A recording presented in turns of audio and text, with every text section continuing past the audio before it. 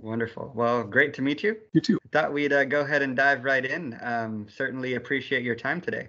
As I mentioned, my name is Manny Duenas. I'm with a new nonprofit and look forward to learning more about your journey with sleep apnea today. So maybe we could start. If you could tell me a little bit about yourself, how old you are, where you're from, that kind of thing. I'm 35 from southern Minnesota, small town there. I do local government IT for a living, have a son and a wife, and that's pretty much it. Wonderful, wonderful. And when did you first realize that you had a sleep issue? I have no idea actually when it first started, but I first kind of became more aware of it back in 2016-ish. I remember I would have times where I would snore myself awake. My snoring was so bad, and then I decided to kind of record myself sleeping just to see how bad it actually was. And it was then that I kind of realized that, okay, I am holding my breath while I sleep for long periods of time. And then I would wake up and kind of gasp, and then it would basically repeat like that. I would snore horribly and then hold my breath and then gasp and wake up. And I thought, okay, this is not normal. I need to get checked out and see what's wrong with. And maybe you can tell me a little bit about how long it took you once you realized something was wrong. How long did it take you to go find a doctor? Way too long.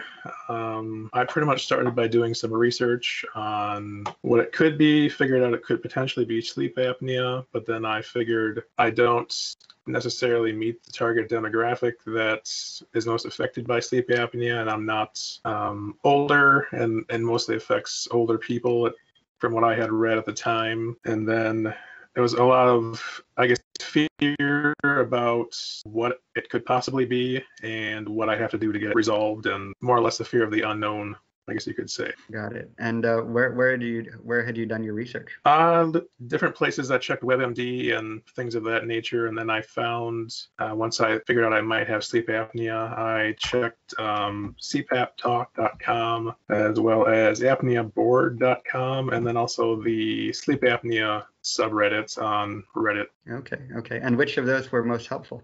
They were all pretty helpful to me, I would say, because they had lots of information on firsthand accounts with people that had it and kind of were going through the same stuff as I had been. And I was able to read through their stories and say, yep, that sounds like something I had experienced. And then from there, I kind of was able to gain more information on what it was, how it was treated, and that it wasn't as bad as I thought it was, I guess, for the most part. The treatments themselves? Yeah. Mm-hmm. What was concerning to you about the treatment? A lot of it was just not knowing how it was treated or if it was even treatable, because there's not a ton of information, and there's a lot of misinformation out there about sleep apnea, and a lot of fear about how it's treated, and also the stigma of having to wear a CPAP every single night, and if you're sleeping with someone, what are they going to think about you wearing that device every night, and might be a turn off and things of that nature. And so you mentioned that it took you a while to go see a doctor. Was it months or years? How long did it take? It took probably 4 or 5 months, I would say. And during this time you were doing research? Yes. I tried to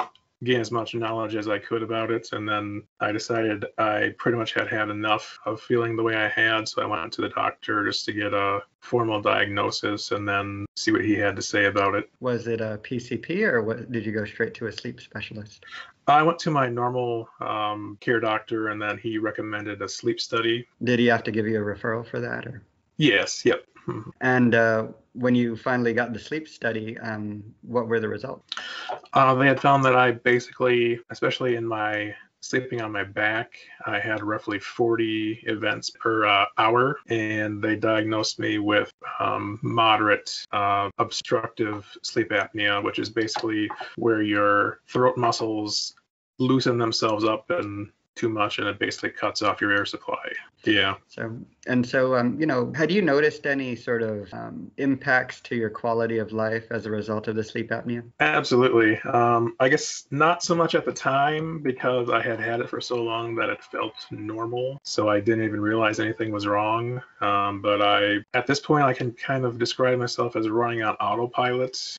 You could ask me something, and 10 minutes later, I would have little to no recollection of what you asked me. And I was tired constantly, and no amount of sleep I would have have would seem to help. I could sleep for 8 hours and feel like I had slept for an hour afterwards. Thankfully, it wasn't as big enough issue to cause issues driving or anything that could have been dangerous. But it was more noticeable when I would go to plays and things of that nature where it was dark and I'd be fine until the lights would go out, and then the lights would turn off and it was just like a switch that would flip in my brain and I would instantly have issues trying to stay awake. I would have little recollection of what the play was about, and because I would basically be spending my entire time fighting to stay awake. And a similar thing with movies, perhaps? Yeah. Mm-hmm. And you mentioned that you didn't have any issues with driving. Did you caffeinate at all? Yeah, I drank a good amount of like Mountain Dew and things of that nature. At work, did you notice any sort of challenges with getting work done or anything like that? A lot of it had to do with being able to concentrate and retain information for the most part. Otherwise, my actual work performance wasn't impacted too much. When you got off of work, notice any impacts there with your energy level? I had very little desire to do a whole lot. It was a lot of lazy nights on the couch and not feeling like I wanted to go out and do anything for the most part. Go to bed at a normal time? Or? Usually I'm more of a night owl, so I tend to go to bed around 10, 11, 12-ish. So, and then wake up around 6:30 in the morning. Okay. When you woke up, did you notice any challenges there with waking up? Or? Waking up was terrible usually. Didn't want to get out of bed, especially during the winter when it's dark in the morning. Any challenges sort of with your mood or anything like that? I didn't notice a whole lot with my mood for the most part. It was more, I definitely lacked a personality though, I think at that time, because it was mostly, like I said, like I was running on autopilot for the most part, just doing the bare minimum to get by and not have to engage myself mentally too much because I wasn't able to at that point. How would you characterize sort of the mental challenge? Some folks will call it brain fog. Is that? Oh yeah, definitely, yes. Was it just a memory issue, or did you have issues with processing at all or anything like that? Processing, yes, and definitely not so much long-term memory, but short-term for sure. And could you describe something that you might have forgotten? Like if you asked me to grab you something, I would go into the next room and probably just forget it and then have to come back and ask again, stuff like that. Talking about your treatment now, so you went to a sleep doctor. You mentioned that you were diagnosed with an AHI, an apnea-hypopnea index to 40, Yep. which gave you a moderate sleep apnea diagnosis. What did the doctor tell you? Basically, he said I had moderate to severe case of sleep apnea and recommended CPAP for treatment, and also thought weight loss probably would be helpful for me as well.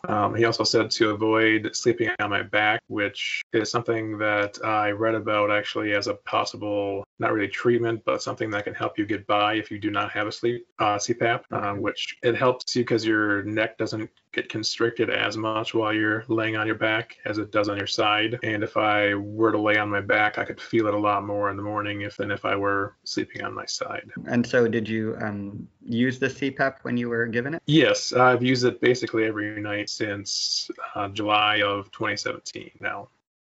Perfect. Any challenges with getting used to the machine or titrating the machine? I've got to say I have an absolute love-hate relationship with my CPAP. It's a pain to clean, it's a pain to use, it's a pain to get used to it and have to sleep with it every night, but now that I've done so for so long, I would not sleep without it. Okay. Have you ever sort of skipped a night or two, and how would you characterize how you felt? I have not. I pretty much take it with me everywhere. If we go on a trip somewhere, I bring it along for the hotel, or the only time I really haven't was when we flew to London a few years ago, and I didn't have it. I couldn't use it then on the plane, and I could definitely tell I was not using it at that time. Okay, so describe sort of the difference now that you're on the CPAP machine. How do you feel? The difference is night and day, I would say. I don't feel like I'm on autopilot anymore. I'm more alert. I'm more aware of my surroundings. I don't have the memory issues I had. It's no longer a fight to stay awake. The lights get turned off. My memory is better. I generally feel like I have a much higher quality of life than I did before starting CPAP treatment. And I guess the only thing I would do differently about this whole journey is go see the doctor sooner, because I think I'd be in a better place today if I had. You mentioned that you first noticed it in, I believe, 2016. You mentioned Yes. that? Yep. Mm-hmm. And so, is there any way you could have noticed it before then, or you're just completely unaware? I was mostly unaware, just ignorant of being an issue.